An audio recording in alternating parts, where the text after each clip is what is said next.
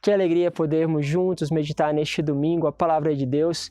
Agradeço a você que tem nos acompanhado, que tem deixado o seu like e que tem mesmo propagado esse Evangelho, que está cada dia mais se multiplicando e podemos chegar a mais pessoas. Meu muito obrigado, agradeço a todos mesmo por este carinho.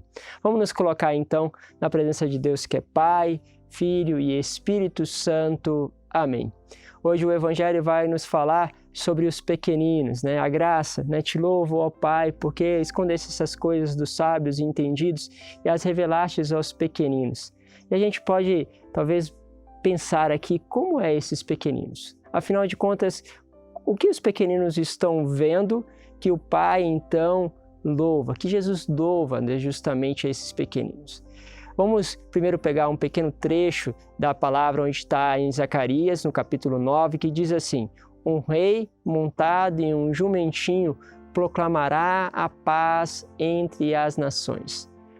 Aquele rei que pensamos na nossa imaginação ser um rei esplendoroso, um rei de poder, ainda mais em Israel, que se esperava realmente uma revolução que se acontecesse até por meio de conflito, por uma imposição, por uma força de poder, de governo, e ali entra então um rei. Esse rei é esperado, e ele é esperado no jumentinho, como é também a tradição dos antigos reis, porém não tem aquela potência, aquele poder majestoso, mas parece uma simplicidade. Essa simplicidade é uma simplicidade dos pequeninos que leva e que gera a reconhecer a paz entre as nações. Este pequenino, depois nós vamos ver na palavra no Evangelho, é Jesus, e este Deus pequenino, simples, gera então a paz entre as nações. Uma das coisas que a gente sempre procura é a dimensão da paz. Uma das dificuldades de se entender justamente Jesus para os judeus é que este homem não trouxe o estabelecimento da paz em Israel. Nós temos em Israel ainda uma região de muitos conflitos e que precisa ainda encontrar esta paz, essa shalom. Mas afinal de contas, o que é a shalom? O que você chama de paz? Talvez paz pode ser a ausência de conflitos. E aí nós temos lugares onde não tem mais conflito uns com os outros. Às vezes isso é o sonho de muitos maridos aí, que chegam em casa, sentam lá no sofá, pegam lá o controle remoto, começam lá a assistir um jornal, assistir alguma coisa, um filme, e aí a esposa começa a pedir, fazer um outro pedido, exorta sobre uma coisa, e ele ali quer ficar parado, e para ele a paz seria chegar em casa e ninguém cobrar nada dele, a situação ficasse tranquila diante daquilo que ele deseja fazer. Mas será que isso é a paz, essa ausência de conflito? Será que a paz é um sentimento que alguém pode, então, por uma meditação, por uma espécie de reflexão, possa encontrá-la, e aí não importa mais o que aconteça na sua volta, você se encontra em paz. Afinal de contas, o que é a paz? Você tem buscado a paz? Mas qual é a paz que você tem buscado? Lembro uma vez que nós estávamos evangelizando no centro de São Paulo, e ali perto da Praça da Sé, nós estávamos procurando um lugar para poder dormir, e tinha um lugar onde tinha um espaço bom, maravilhoso, coberto, que é praticamente uma suíte presidencial na rua. Nós se aproximamos, e ali havia por volta de 3 irmãos, uma mulher e dois rapazes, e nós perguntamos a eles se nós podíamos ficar ali. Já estávamos ali por volta de 6 horas da tarde, ainda estava muito cedo para dormir, mas eles ficaram muito felizes com a nossa presença e disseram: claro, vocês podem ficar aqui, podem deixar a bolsa de vocês enquanto vocês vão buscar um papelão, enquanto vocês vão evangelizar, deixa tudo aqui. E aquela senhora, então, também, ela olhava para nós e como uma mãe dizia: olha, pode deixar que eu vou cuidar de tudo. Só que quando nós estávamos saindo, uma coisa me chamou a atenção. Este jovem, ele pegou um giz, um pedaço de tijolo na rua, e aí ele pegou e escreveu aonde nós iríamos dormir a palavra paz. E logo em seguida, embaixo, escreveu Jesus. Ele começava a fazer uma associação muito importante. A paz, ela é uma presença. Ela não é um sentimento, ela não é simplesmente a ausência de conflitos. A paz é uma pessoa. E ele colocava lá naquele chão uma coisa que podemos dizer assim: Pai, eu te louvo porque revelastes essas coisas aos pequeninos. E ali nós fomos evangelizar. Quando nós voltamos, por volta de 1h da manhã, aquela senhora, deveria ter seus 80 anos, estava lá sentada e disse assim para nós: meus filhos, eu não ia dormir enquanto vocês não chegassem. Parecia que então era como se Nossa Senhora estivesse nos acolhendo na figura daquela mulher. A gente então precisa encontrar algo, uma paz que modifica. E essa paz, então, ela precisa nascer dentro. Esta presença precisa estar dentro para então construir o mundo. O mundo hoje que nós entendemos, muitas vezes, a base do ódio, a base das diferenças. Quantas vezes nós experimentamos o ódio, até mesmo nas nossas casas, entre irmãos, ou mesmo quando nós saímos nas ruas e parece que opiniões diferentes não podem conviver. Porque senão nós agredimos verbalmente, nós afastamos as pessoas, nós colocamos aquelas pessoas à parte e de preferência damos aquele nome, aquela característica que na nossa sociedade é muito ruim, que é a questão do intelecto, né? Aquela pessoa não pensa, aquela pessoa não sabe, aquela pessoa é um incapaz, é um burro, porque a ofensa hoje é principalmente moral, a guerra é moral e a guerra geralmente quer levar ao desprezo do outro. E aí quando você percebe uma paz que nasce dentro de você, você começa a buscar esta paz, mas esta paz faz com que você seja capaz de dar a vida por outra pessoa que pode ter um pensamento diferente do teu. É a paz que nós vemos na vida dos mártires. Uma paz que nós vemos em Estevão enquanto era apedrejado. Pai, perdoa-lhes.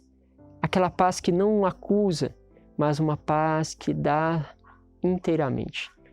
Lembro do movimento que surgiu nos Estados Unidos justamente para quebrar as diferenças raciais, né, com Martin Luther King Jr., que fez uma revolução nos Estados Unidos. Só que, apesar deles chegarem no momento em que eles conseguiram, né, condições iguais em ônibus, conseguiram condições iguais perante a lei, de repente buscaram também condições iguais justamente para a questão da moradia, de ter direitos ao financiamento da moradia de forma igual. Chegou neste momento, além da briga que eles começaram a construir para encontrar uma paz entre brancos e negros, com os governadores, havia se criado um ódio, e uma das passeatas que vinha justamente com aquela ideia de poder ir reivindicar, ter uma determinação naquilo que precisava mudar, mas sem agredir ninguém. Eles foram agredidos e viram que a situação tinha se colocado insustentável em todos os Estados Unidos. Então tiveram uma ideia que parece mesmo ir ao encontro do que é mais profundo também dentro de nós. Eles perceberam que aquelas pessoas precisavam se comover, precisavam aderir ao sofrimento que ali se passava.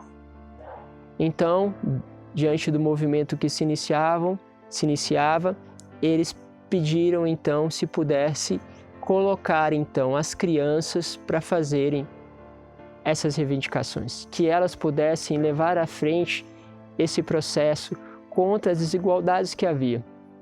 Agora havia uma coisa muito diferente. Os pais tinham que permitir os seus filhos provavelmente a serem agredidos.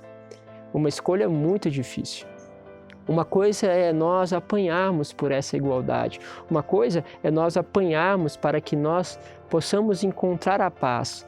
Uma outra coisa é fazer com que aqueles que nós amamos apanhem por esta paz. Mas quando foram conversar com esses adolescentes e jovens, eles também tinham um sonho. Este sonho dessa igualdade.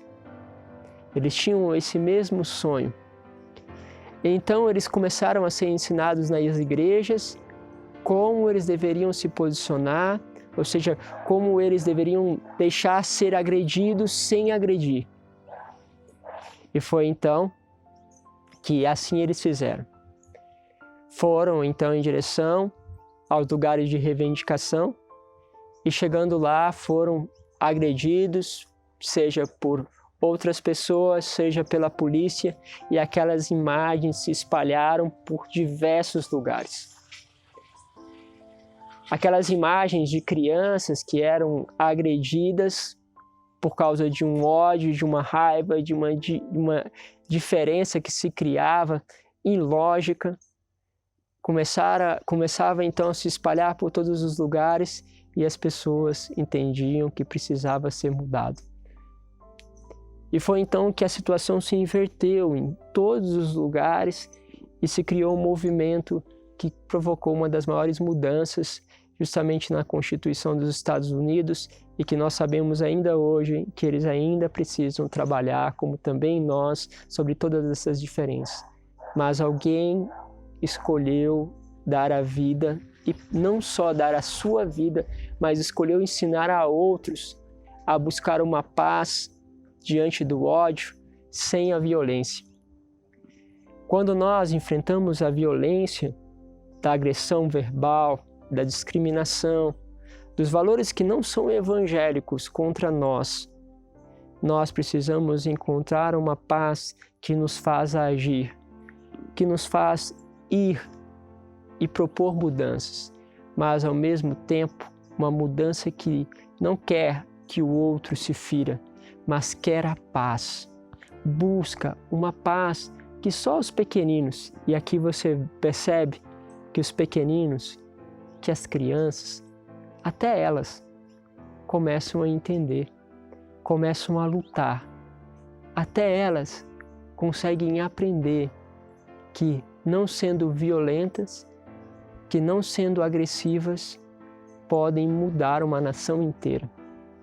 Podem trazer uma paz de uma presença.